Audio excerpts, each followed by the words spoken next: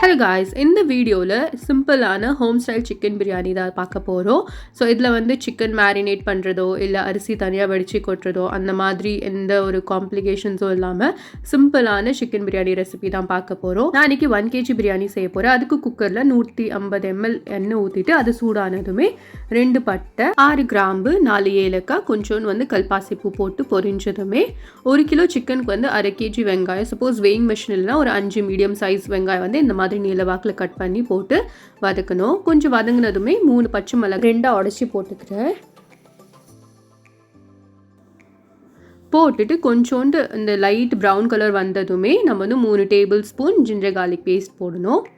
போட்டுட்டு கொஞ்சம் ப்ரௌன் ஆகிற வரைக்கும் நம்ம வெங்காயத்தை வதக்கணும். ப்ரௌன் ஆகிடுச்சு. இதில் ஒரு கைப்பிடி அளவுக்கு புதினா, ஒரு கைப்பிடி அளவுக்கு கொத்தமல்லி வந்து பொடியாக நறுக்கி போட்டுடணும். போட்டுட்டு ஒரு 1 டேபிள் ஸ்பூன் வந்து தனி மிளகாத்தூள், 2 டேபிள் ஸ்பூன் பிரியாணி மசாலா போட்டுட்டு இந்த எண்ணெயிலே வதக்குக்குங்க மசாலாஸ்லாம்.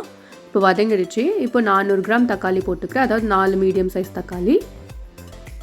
ஸோ இதெல்லாம் வதங்கிறதுக்காக நீங்கள் 1 டேபிள் ஸ்பூன் உப்பு போட்டுக்கிறேன். உப்பு போட்டு இந்த தக்காளியெல்லாம் நல்லா வதக்கணும்.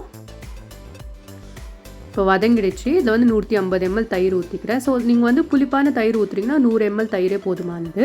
இந்த மசாலா வந்து ஆயிலில் செப்பரேட் ஆகிடுச்சு. இப்போ 1 kg சிக்கன் போட்டுட்டு மிக்ஸ் பண்ணிவிட்டு குக்கர் லிட் வந்து இந்த மாதிரி சும்மா மேலே மூடிட்டு ஒரு 10 மினிட்ஸ்க்கு வந்து லோ ஃப்ளேமில் அந்த சிக்கனை வேக விட்டுருங்க. இப்போ இந்த சிக்கன் வந்து முக்காவாக வெந்துருச்சு. இப்போ நம்ம தண்ணி ஊற்றிக்கலாம். 1 kg ரைஸுக்கு 1.25 லிட்டர் அளவுக்கு சுடு தண்ணி ஊற்றிக்கிறேன். ஆல்ரெடி மசாலாஸில் கொஞ்சம் தண்ணி இருக்கும், ஸோ அதனால் 1.25 லிட்டர் தண்ணி ஊற்றிக்கிறேன். இப்போ மூடி போட்டு கொதி வந்துடுச்சு பாருங்கள். கொதிச்சதுமே நான் இங்கே 1 kg வந்து புல்லட் ரைஸ் 1/2 மணி நேரத்துக்கு ஊற வச்சுருக்கேன், அதை போட்டுடுறேன்.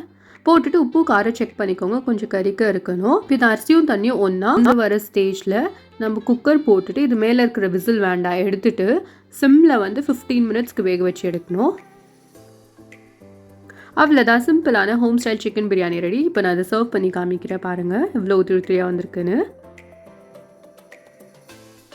உங்கள் வீட்டில் இந்த சிம்பிளான சிக்கன் பிரியாணி ரெசிபி ட்ரை பண்ணிவிட்டு எப்படி இருந்துச்சுன்னு கீழே கமெண்ட் செக்ஷனில் சொல்லுங்கள். உங்களுக்கு இந்த வீடியோ பிடிச்சிருந்துச்சுன்னா subscribe to Servings. Thanks for watching.